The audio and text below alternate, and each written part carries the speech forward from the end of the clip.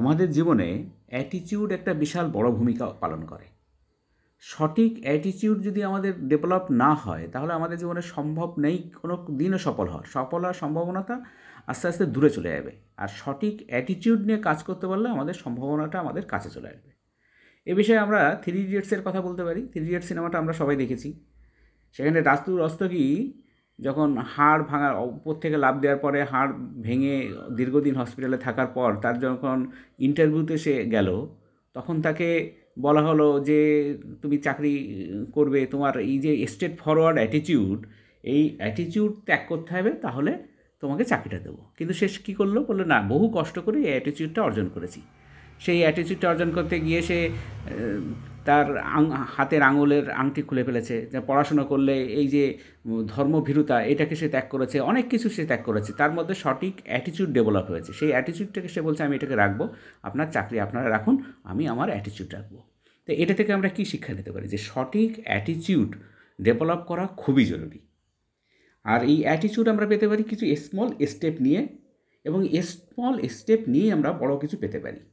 আর যার মধ্যে আমাদের পজিটিভ থিঙ্কিং থাকতে হবে, আমাদের হ্যাবিট হতে হবে, এবং পজিটিভ থিঙ্কিং নিয়ে এবং নেগেটিভ থটকে দূর করতে পারলে আমাদের মূল মন্ত্র হবে কি স্টুডেন্টদের ক্ষেত্রে? Self projection. আমাদের একটা চিন্তা ভাবনা নিয়ে এগোতে হবে এবং আমাদের অনুভব করতে হবে যে আমি আমার যে কাঙ্ক্ষিত সাফল্য চাই সেটার জন্য আমি প্রস্তুত। আমার মানসিক দৃঢ়তা আমাকে সাহায্য করবে কাঙ্ক্ষিত সাফল্য পেতে। অনেক সময় ব্যর্থতা আসতেই পারে। ব্যর্থতা আর সাফল্য পাশাপাশি মুদ্রার এপিটার ওপিট বলতে পারা যায়। সেই ব্যর্থতা আসতেই পারে, কিন্তু চূড়ান্ত সাফল্যকে লক্ষ্য রেখে আমাদের চেষ্টা চালিয়ে যেতে হবে এবং সফলতার দিকে এক পা করে এগিয়ে যেতে হবে। এবং আমাদের মনকে এই বিশ্বাসটা দিতেই হবে যে প্রবলেম যতই আসুক, সেই প্রবলেম থেকেই আমাদের সলিউশন বের করার চেষ্টা করতে হবে। এবং জীবনটা একটা চ্যালেঞ্জ, এবং এই চ্যালেঞ্জটাকে অ্যাকসেপ্ট করার মানসিকতাকে নিয়ে যেতে হবে। এইটাই হচ্ছে সঠিক অ্যাটিটিউড। এবং সঠিক অ্যাটিটিউডের ক্ষেত্রে পেশেন্টস আমাদের একটু বিশাল ভূমিকা নেয়। পেশেন্ট নিয়ে কাজ না করতে পারলে, আমরা একটুতেই অধৈর্য যদি হয়ে যাই, তাহলে আমাদের অ্যাটিটিউডে ডিস্টার্ব হয়ে যাবে। প্রয়োজন সঠিক অ্যাটিটিউডের সঙ্গে নিজের কাজের প্রতি অবিচল থাকা। আমি যদি আমার কাজকে না ভালোবাসি, আমি যেটা চাই সেইটা নিয়ে আমাকে পড়ে থাকতে হবে।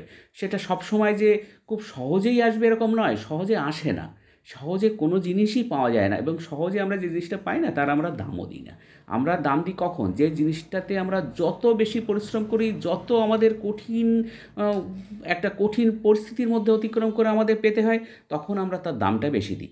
একটা অ্যাথলিট সে যখন বারবার চেষ্টা করে করে মাঠে বহুবার ব্যর্থ হয়েছে, ব্যর্থ হওয়ার পরে তার যে জিতার যে মানসিকতা সেইটা দৃঢ় হয়, তার যে অ্যাটিটিউড আস্তে আস্তে দৃঢ় হয় এবং সে একসময় জয়লাভ করে। এই জয়লাভ করার পরে যে তার মনের যে শান্তি, এই চূড়ান্ত শান্তি পেতে গেলে অ্যাটিটিউডটার একটা বিশাল ভূমিকা থাকে।